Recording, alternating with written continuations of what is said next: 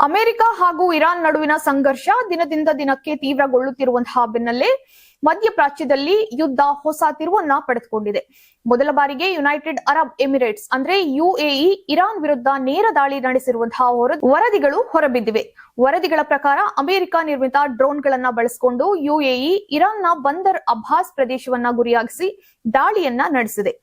ಇದಕ್ಕೆ ಪ್ರತಿಯಾಗಿ ಇರಾನ್ ಯುಎಇಗೆ ಸೇರಿದಂತಹ ಡ್ರೋನ್ಗಳನ್ನ ಹೊಡೆದುರುಳಿಸಿರುವುದಾಗಿ ಹೇಳ್ಕೊಂಡಿದೆ. ಇದರ ನಡುವೆಯೇ ಅಮೆರಿಕವು ಇರಾನ್ನ ವಿವಿಧ ಪ್ರಮುಖ ಪ್ರದೇಶಗಳ ಮೇಲೆ ತನ್ನ ದಾಳಿಯನ್ನ ಮುಂದುವರೆಸಿದೆ. ಟೆಹರಾನ್ ಸೇರಿದಂತೆ ಚಬಹಾರ್ ಬಂದರು, ಬುಷೆಹರ್ ಪರಮಾಣು ಸಂಕೀರ್ಣ ಹಾಗೂ ಇರಾನಿ ಶಾಹರ್ ವಿಮಾನ ನಿಲ್ದಾಣದ ಬಳಿ ಭಾರೀ ಸ್ಫೋಟಗಳು ಸಂಭವಿಸಿರುವಂತಹ ವರದಿಗಳಿವೆ.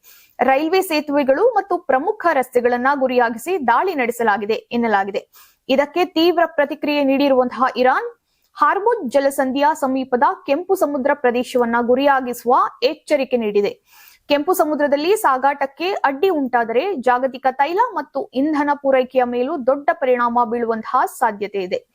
ಇರಾನ್ ವಿದೇಶಾಂಗ ಸಚಿವ ಅಬ್ಬಾಸ್ ಅರಾಕ್ಚಿ ಅಮೆರಿಕದ ದಾಳಿಯನ್ನ ಯುದ್ಧ ಅಪರಾಧ ಹಾಗೂ ಅಂತಾರಾಷ್ಟ್ರೀಯ ಕಾನೂನುಗಳ ಉಲ್ಲಂಘನೆ ಎಂದು ಖಂಡಿಸಿದ್ದಾರೆ.